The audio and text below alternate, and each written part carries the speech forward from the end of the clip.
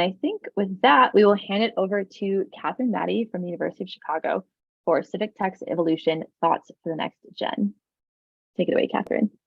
Great. Thanks, Lori. Thanks, Shreya. Thanks for inviting me to this, and thanks for everyone for joining. Get my presentation here.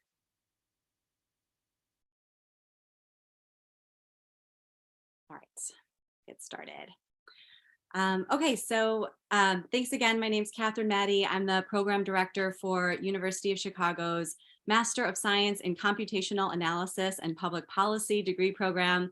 It's a mouthful. I will refer to it as CAP or MSCAP throughout the program. My plan for tonight is to cover three main things. One is to share a bit about my own background and experience in civic tech, changes and trends that I've observed over the last 10 years, some for the better and some for the worse. The second thing that I'm planning to cover is really a deep dive into CAP. I'll talk about our students and faculty, our curriculum, and some of the outcomes in professional development. And then finally, I'll end on some advice and tips for the next generation of civic technologists, as well as share some ways that you can get involved in the initiatives and programs going on at UChicago in this space now. Okay. So my perspective throughout is obviously informed by my background and experience. I am myself an alum of UChicago. I graduated from the Harris School of Public Policy way back in 2012 with my master in public policy. This was before there was an MSCAP program and really before there was any programs at the intersection of policy and technology anywhere. And so I'll talk a little bit more about that evolution. While I was a student and right after I graduated, I had the opportunity to work for the city of Chicago in the public sector, first at the mayor's office and then at the Department of Innovation and Technology as a technical project manager, and worked for the city's first ever chief data officer, Brett Goldstein, and really one of the first chief data officers ever in the country in municipal government. And that was at a time when there was a real sort of mandate with the creation of this role to make the city's data more transparent, to make the city's data more accessible, to partner with, departments across the city to help them better leverage their own data assets, become more cost effective, more efficient, to better measure their impact on their constituents. And so that was a really exciting time to work on all sorts of different projects, from the open data portal, again, to partnering with everyone from the budget office to finance, to the streets and sanitation department on their data. After that, I moved to the private sector for a bit in an IT director role, again, primarily in project management roles, focused on a lot of the same types of problems, honestly. How do we scale an organization using technology? How do we modernize our technology platforms and bring together data from different places, obviously in a different context, but a lot of the same challenges and problems that we were working through in that role as well. And then finally, for the last 3 years, I've had the real privilege of working with MSCAP students as the program director.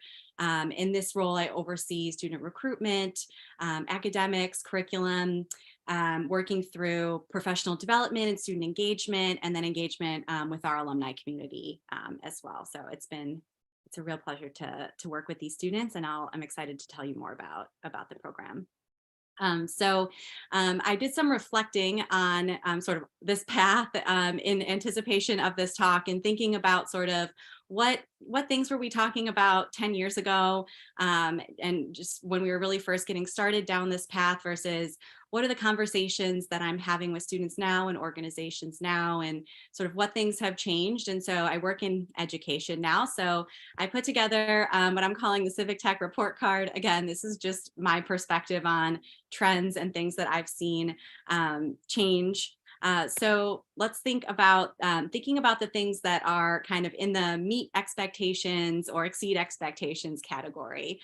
I think at this point, there is a widespread recognition of the critical role of data and tech in the public and nonprofit sector. I talked about working for the first chief data officer. Now they're every sort of level of government, municipality, state, federal level. There are chief data officer roles that are taking on this challenge. I think a few years ago, I saw New York was hiring for a chief algorithms officer as well. So I think there'll be new roles that pop up in this space too, as cities continue to invest sort of the human capital in better leveraging these types of assets. I also have been very surprised and happy to see sort of the spread of formal opportunities for entry into this field and to get engaged. So things like organizations like Coding It Forward or Tech Congress. I saw today that Georgetown launched a new fellowship called the Justice Innovation Fellowship. So there's just a huge amount of opportunities for students and people who are early in their careers to sort of get engaged. These pathways are a lot more defined now than they used to be, and there are support models and mentoring models in place.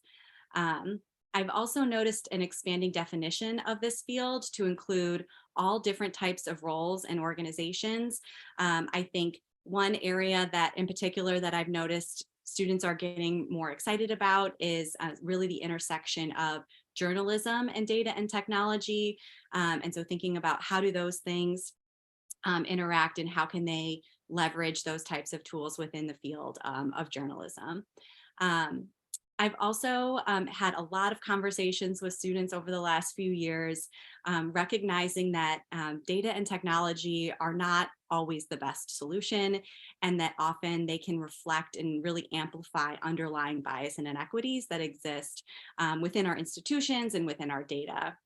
And so I think that, there's a lot of work being done in this space now. A lot of people are a lot more cognizant of this, and the conversation is really picking up in that area as well. Okay, so on the needs improvement side of things, I think that there's been a slow pace of progress in the public and nonprofit sector for adopting these tools still, especially relative to the pace of technological advancement. I think, if you look at, your Amazon is still sort of better at predicting things, and we're better at selling things to people using these technologies than we are still at serving people with these technologies. There also, I don't think, has been enough progress in diversifying the pipeline of technologists. I think we still don't see enough women in this space. I think we still don't see enough underrepresented minorities in this space. And I think that we need to continue to push forward on making progress in that area. I think that, there's a lot of new and complex challenges that we're seeing just even in the last 3 years with our political landscape and with the pandemic. And, while civic tech is in and of itself interdisciplinary, I think we need to bring even more people to the table for some of these conversations.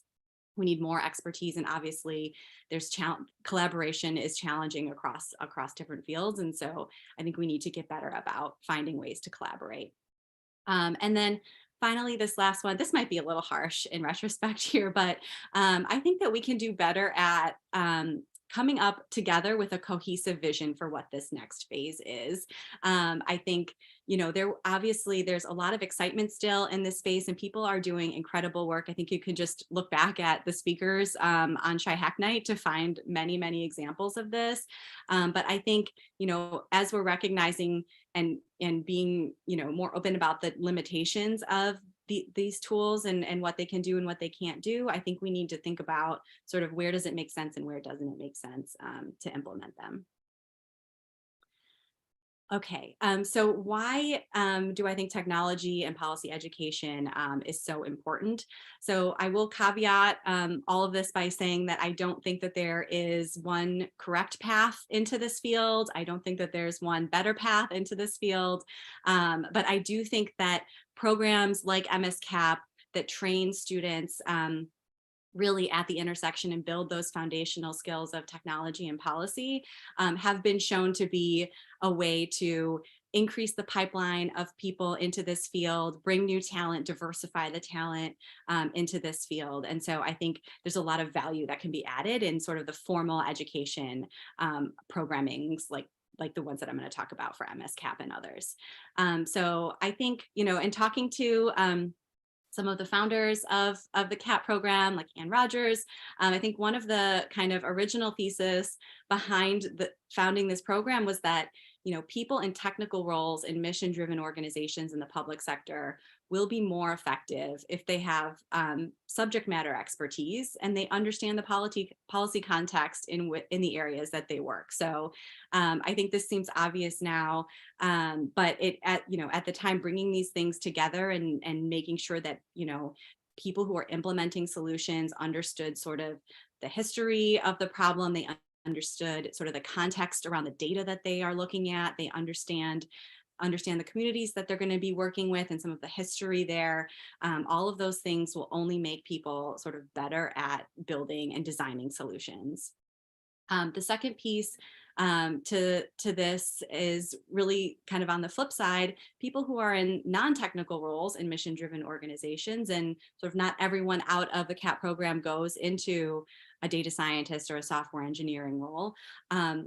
There are many roles that also will benefit from having a fluency in technology. So much of how we interact with our government and nonprofits today is digitally and through our phones and our computers and through a website. And so all of those things are how our programs get implemented and how we interact with people. And so having that sort of fluency and knowledge to ask good questions of the teams that you're working with and understand the implications of decisions you're making, again, will only make you more impactful and effective. And then finally, another area that I have seen sort of grow over the last few years is something that I'm calling technology policy. Just a broad term for things like the policies that are about the technologies themselves that we use. So things like privacy, consumer protection, cybersecurity, content moderation, free speech online, all of those things require people who, understand both the technologies themselves and what is possible, and also understand the policy context of how we can implement them in ways that are just and fair and all of those things that we kind of strive for in policy. Okay, so that brings me to MSCAPP. So I'm going to switch now and kind of do a dive into the program itself and what it looks like. So from an overview perspective, CAP is a 2-year full-time master's program. It's offered jointly by the Harris School of Public Policy and the Department of Computer Science. I think that joint offering was very intentional and is one of the things that makes this program unique in this space. Students are learning both from policy experts at the Harris School of Public Policy, as well as computer science experts within the computer science department. The first cohort, which was made up of only 10 students, started in fall of 2014. Brave students starting in this brand new program in this kind of newer space.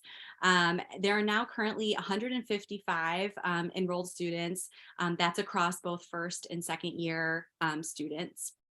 And those are about evenly balanced between the two. And we have over 200 program alums who I'm excited to tell you more about what they've been up to.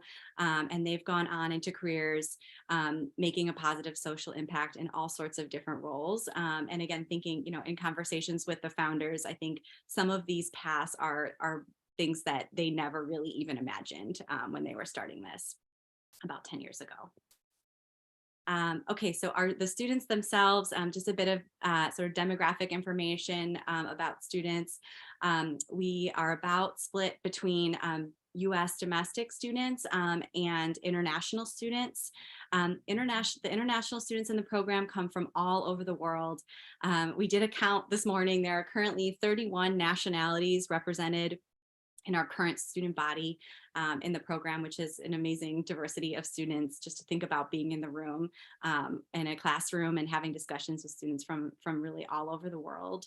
20% of our US domestic students are underrepresented minorities, and we're inching up on that every year and trying to do better in that space and increase the diversity of our domestic students.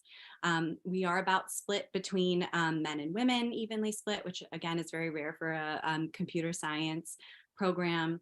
The average age is 27 and a half. So most of the students in the program are coming in with some work experience, and they bring sort of that perspective to their coursework and their classes as well. The most common undergraduate major is economics.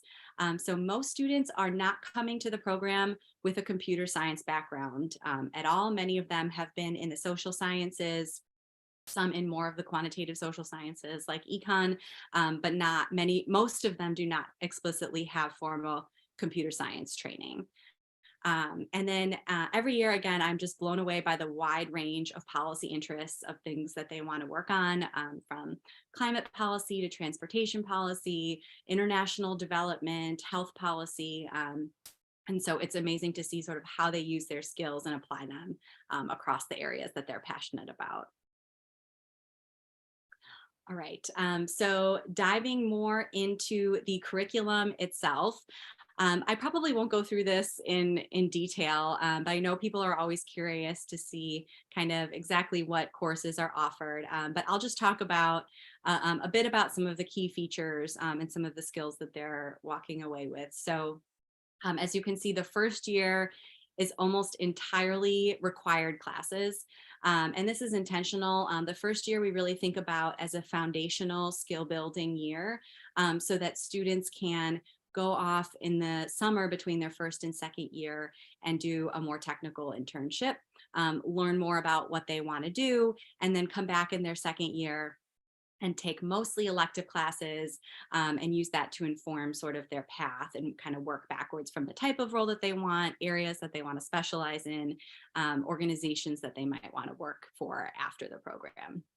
So the kind of key foundational areas that we cover in the first year, there's a programming sequence. So we teach Python. There's a databases course. We teach SQL, there's a statistics sequence that's taught out of Harris, where they learn R. We cover hypothesis testing, probability, econometrics. They do modeling, and then program evaluation. Again, thinking about how do I apply these tools to really understand and measure the impact of policy and program implementations. We do a data science sequence, which is the math for computer science, and a machine learning, foundational kind of machine learning course. And then they do on the policy side, a course around analytical politics, which is thinking about sort of the framework within which they'll be operating, and then microeconomic sequence in the second year. So the students really, they choose all sorts of different electives. I think another thing that I've heard one of the founders say, Ann Rogers, a lot, is that there's no one CAP program.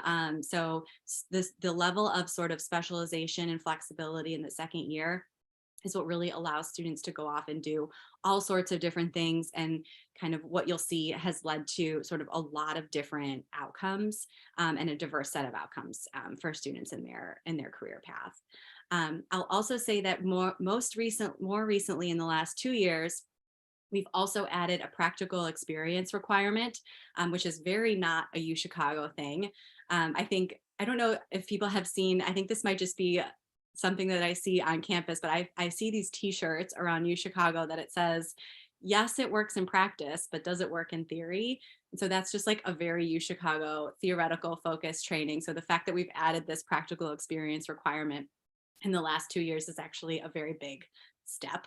And so we just felt it was important that, while they do get these foundational skills, once you are working with a real client, as I'm sure everyone on the Zoom knows, the data is not clean.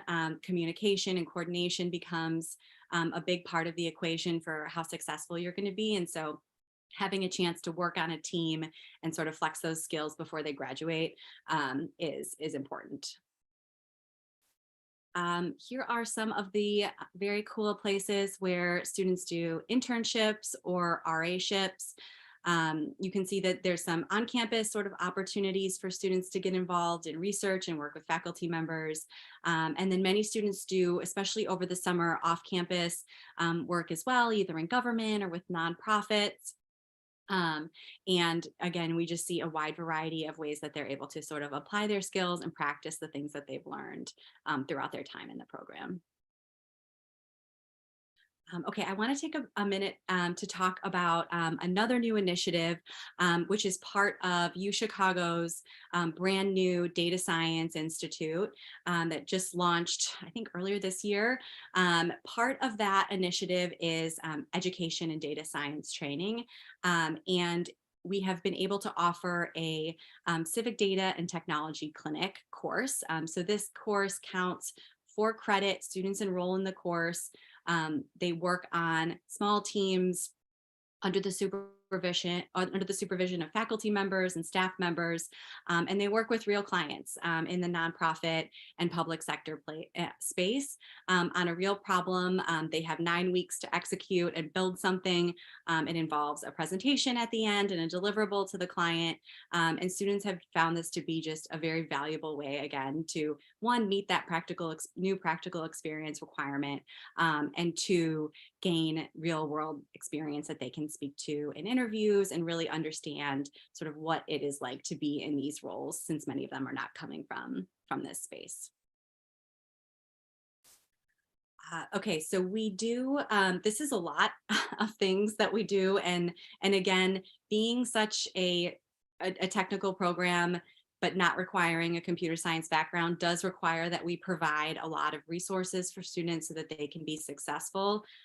As a program, really our main academic goal is that we strive for classes to be rigorous and challenging. We want students to be able to go on and do technical roles and take graduate level classes in their second year. But we also want all students to be successful and to graduate and to go on to a career that they are excited about. And so kind of how we do this is through a lot of support resources. This year, we realized we needed to do more in orientation to help kind of on-ramp students into that first CS class.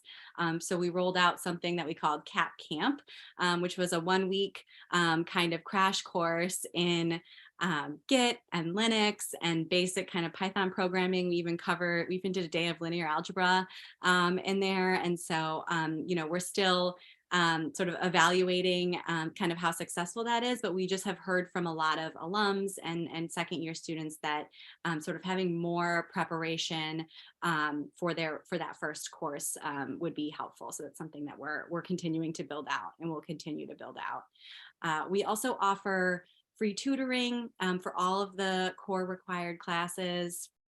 We strive to have a low teaching assistant to student ratio as well.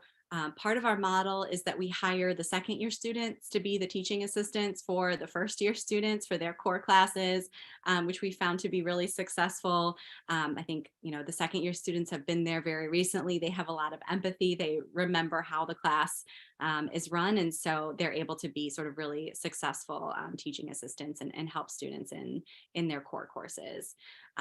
We also have a low academic advisor to student ratio. And so making sure that, there's someone that knows your name and that is checking in on you and that that you can go to ask questions and kind of understands where you're trying to go and can help you get there. We do a lot of professional development. This is another area that we're growing our offerings and resources in every year. Again, many people are switching into this career, technical roles for the first time. And so helping support them in sort of navigating both their job search process and even just understanding the types of roles and organizations that are out there is what we're really focused on right now. And then the university does a great job of providing wellness resources to students as well to make sure that they're taking care of yourselves and have the resources that they need to be successful during their studies. Okay, so we also run a weekly speaker series. the picture on the right is actually Chi-Hack Night when they came to do a talk for UChicago CAP earlier this year. So thank you again to Lori and Tria for coming to talk about a little bit more about what the types of things that Chi-Hack Night is doing. I think we had some students get involved in some of the projects out of that. And then on the left is Mayor Michael Nutter, who came and talked to us about his work in Philadelphia and how they implemented their 311 system and his kind of advice for people who are interested in getting into this space as well. I think, the goal of this is really to help students understand the application of these skills that they're learning and sort of generate ideas about the types of work that they might be interested in after the program. Our students are also amazing, and they run their own events as well from time to time. So on the left is an event called Scope-a-thon that was started by the very first CAP cohort, and it's a weekend-long event. Students are matched up with community-based organizations in Chicago, and they help them scope a problem, figure out how to help them use their data and kind of act as consultants for that weekend. We also recently, through the Data Science Institute, received a grant for students to be able to stay on and continue to work with organizations past that weekend as well, so that they could continue the work that they started with organizations throughout the year. And then on the other side is the Data AI and the Ethical Imperative Conference, which was brand new this year, just last month. We held that at the Keller Center, and this group of student organizers really wanted to sort of curate their own event, bringing in speakers from all over the city who are thinking about the ethical implications of technology and data in our society, as well as how they can themselves be sort of ethical stewards of these tools as they go off and work in nonprofit and public sector roles. So that was an incredible conference. And I think that will likely continue to be an annual event as well. Okay, so some things that our alumni are up to. So many of our alums work in politics, and they work on campaigns and help campaigns better use data to reach voters. And so you can see we have a few of our alums who worked in different roles. Natasha in a technical role on Senator Warren's campaign, and Bridget actually really in a non-technical role, doing more of the chief of staff type role, helping bridge between the technical teams and the campaign staff for Senator Cory Booker's 2020 presidential campaign. We also see a lot of students in the nonprofit and really mission-driven organization space. So I mentioned data journalism earlier. We have an alum at WBEZ. Questbridge is focused on higher education access for low-income students. And then we have a number of students who are at sort of in consulting roles or, again, at mission-driven organizations. Like Bombas or other things or in other roles like that. We also have seen, as expected, many alums go into government and they work as data scientists or software engineers within government agencies themselves, helping them implement technology. And then one of the more, I think, unexpected outcomes of the program is more and more alums going into PhD programs and contributing to research in this space, really at the intersection of some not at the intersection, but many thinking about continuing to think about the types of things that they learned in CAP and contributing to research in this space. Okay, this is all of the amazing headlines of things that CAP students have done. So I'm and alums have done. So I'll run through just a couple of these that we're very proud of. I think that you've had some former speakers at Chi-Hack Night talk about the work that Chris Berry and his team have done on property tax assessments, and really shining a light on just the huge inequities that exist in that space. So there have been many CAP students have been RAs on those projects over the years, and helping build out that evaluation and infrastructure to really measure that the huge inequities that are now we can see are nationwide. Over the pandemic, one of our students worked for Chicago Public Schools, and she helped them really take advantage of online learning in a new way, and was able to help them set up a program that provided algebra classes to, I think it was more than 500 students who did not have access to algebra in their current school, but were able to have access to algebra while they were learning virtually. And so that was able to sort of just increase the accessibility of those types of courses leveraging technology. One of our alums just changed jobs, but she was working for a startup called Maven, which is focused on women's health, which last year earned unicorn status. And she was one of really the early employees there, helping them build their product and build out a product roadmap for what their company could look like. And then finally, just one last one here. One of our alums, as part of her summer internship, worked with the Marshall Project, and the work that they did won a Pulitzer Prize for their investigative journalism, shining a light on the police dogs and some of the sort of incidents that have occurred with them. And so that was like really exciting to see her work and her team's work get recognized in that way. All right, so closing up here. So just a few, I have a lot of conversations with students and talk to a lot of organizations, and really have the privilege to do that in this role. And so I just wanted to share a few common things that I tell students a lot, and that I talk to people about a lot. And so I think this first one is based on an article that I think came out last year, about if you want to make a social impact, find a lonely cause. And I'm happy to share that after this. But really the point of the article is that there are all sorts of areas that don't get a lot of attention, that may seem small, but are actually very impactful in people's lives, or very niche or very specific. And so I think that, for students who are, and people who are new to this field, who are looking for ways to get involved, I think finding something that you're passionate about, and just getting started working on that, even if it seems small, I think can be a way for you to, one, kind of learn and grow, and also potentially to have an incredible impact in a space that not a lot of people are working in.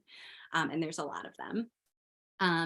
I always encourage students and early career civic technologists to continue to ask sort of why they're doing it. I think there is an assumption for people who are new to these roles, one, to focus on sort of what you're doing, because you're focused on these new skills that you're building, and wanting to flex those muscles a little bit. And I think there's also an assumption that early kind of career people have, that someone else has figured out already why we're doing this and why it's important, and that all of those kind of reasons are valid. But I just encourage everyone to really use your voice, even if you're the most junior person in the room, to make sure that you're not working on something that you don't understand, sort of why you're doing it. What are the implications if you get it right? What are the implications if you get it wrong? And always taking that moment to like pause in your work and make sure that you fully kind of understand the things that you're building and why they're important, and kind of who is asking for them, and who they're benefiting. The third kind of advice and thoughts for the next gen that I'll share is just to roll up your sleeves. I think, there's a lot of technology jobs that are extraordinarily exciting. You're building things that people are using. You're helping organizations gain insights from data, and kind of have those light bulb moments. But there's also a lot of moments where you're cleaning data, or you're trying to fix a bug, and it's taking forever, and it's not fun. And so I just think that remembering that all of those things are part of these roles too, is important as you're sort of choosing a role, and also as you're moving up in your career. And then this last one is obviously a saying that is out there, but I heard it most recently at the AI and ethics conference. One of the community organizations kind of just looked at all the students and said, I just want you all to know the cavalry is not coming, like you are it. And it was just a really powerful moment, I think, in the conference, and it really resonated with me too. I think for early career technologists, there's a sense to kind of be looking around the room at, who's in charge here and who's responsible for this. And a lot of times it's yours to kind of own and take on if you're up for it, and you should be up for it. And so I think just keeping in mind that the cavalry isn't coming. It's organizations like Shy Hack Night have had a huge impact, and it's because volunteers have just, decided to take on these initiatives themselves, and pick up the pieces and partner with the city, and partner with the community, and partner with nonprofits who are working in this space. And that kind of attitude, I think, is when you can make really meaningful change and a really meaningful impact. Okay, so if you want to get involved in any of these things, here are some ideas. Applications are currently open for the fall 2023 incoming cohort for CAP. If you know someone, or you are someone who is interested in the program, I'm happy to chat more about it. There will be, I think there's an application deadline coming in a few days, but there will be another round if you're interested in starting in fall of 2023. If you would like to hire CAP students as interns, or hire CAP alums as employees, I'm happy to chat about that. I'm happy to pass along opportunities to our students and alums who might be a good fit to help your organization. If you'd like to come give a talk to our students as part of our speaker series, we would love to hear from you. If your organization would like to participate in one of the conferences or be a partner for Scopeathon, would love to chat with you about that. And the Data Science Clinic is always looking for partners and clients as well. So if you think that you might be a good fit for a project there, please reach out, and I'm happy to connect you with that fantastic team to evaluate. So here's all the ways that you can kind of reach CAP. Feel free to email if there's anything any questions or anything that I can do there. So with that, I will stop. Thank you so much. And on behalf of the YouTube audience, thank you. That was an incredible presentation. Covered a lot of ground. So as a reminder for YouTube folks, you can pop a question in the chat if you'd like us to ask that now, but we'll head into Q&A. And we have a couple of questions kind of queued up. I guess you touched on this a little bit, but I wondered if you'd want to speak a little bit more about, like, what do you think the role of formal training and credentialing is in a discipline like civic tech that kind of started with more of like an outsider, and like, hack is in our name, like, like, what do you think the role of that kind of formal training is in those kind of disciplines? Yeah, so again, I don't think that there's one path here at all. And so I think that there's a lot of different ways that you can kind of come at this and learn and grow and build skills.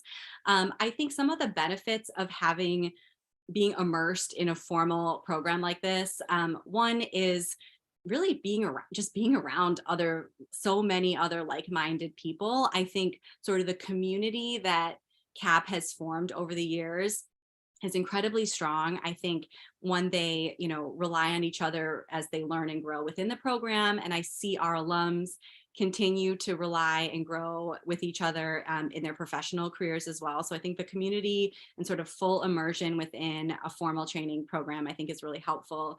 I also think, universities are just an incredible place to be as well. You can go to talks, you can hear from experts. I think, from my own experience in a graduate program, I think, it can be extraordinarily transformative to to be just around all of this knowledge and to have the focus be on learning and growing and investing in yourself during that time. And then I think the last thing I'll end on is the faculty are incredible as well. And so just having a chance to learn from people who are true experts in the field was incredibly beneficial as well.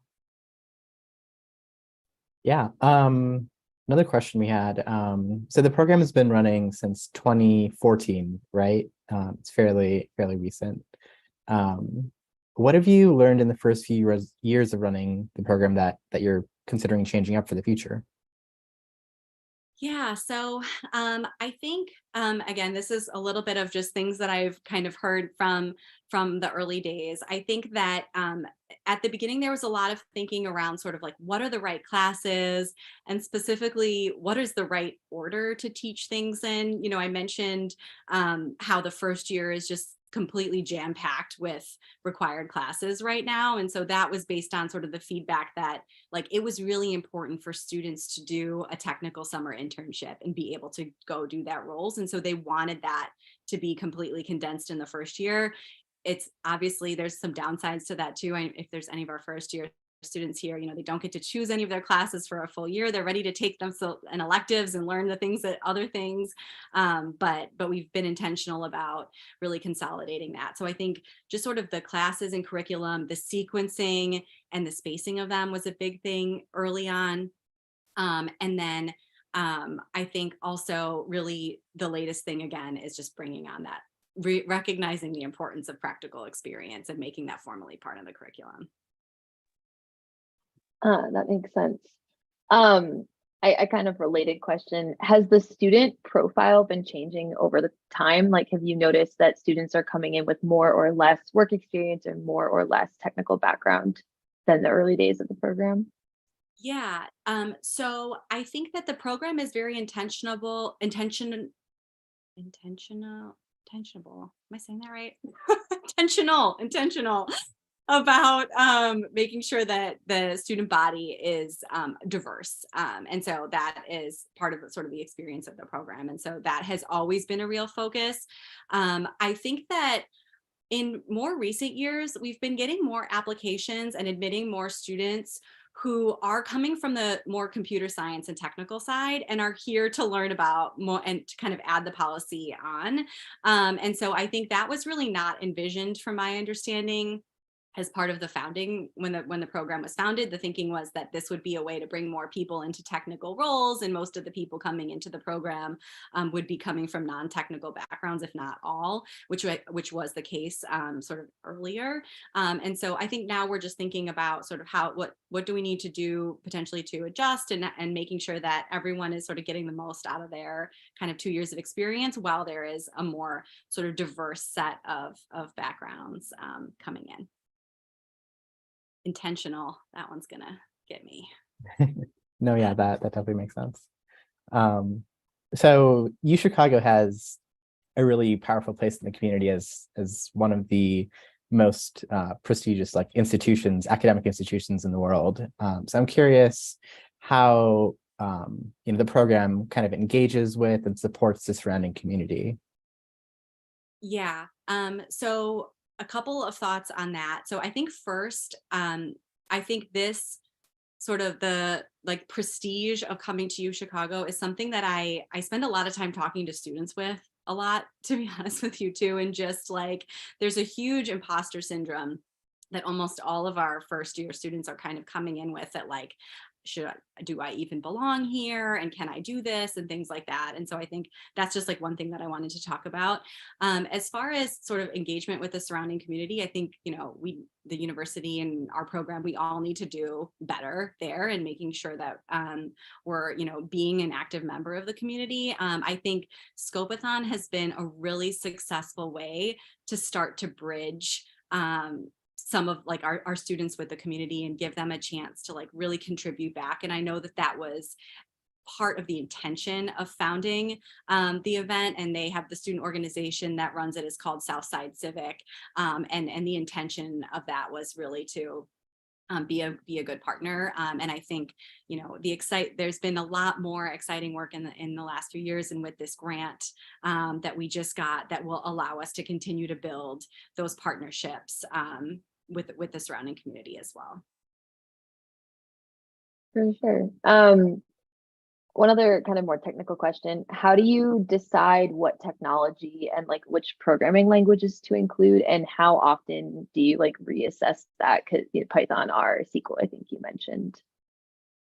Yeah, so I think that this would probably be a better question for the faculty members, but I would say, I think from my perspective, I think that, you know, again, when I was in the MPP program, we were learning Stata. So we've come a long way from that, I guess, as a starting point. The CAP computer science sequence, my understanding, I believe, has always been in Python. And I think that has proven to be, and the kind of Python R SQL combination seems to be like what we see in a lot of just job descriptions. And, you know, I think there are a lot of students too in their second year who will choose to pick up another a programming language as well. And so I think that the focus for the program in sort of choosing languages is actually more on teaching sort of programming concepts and teaching sort of how to think computationally so that they can use those skills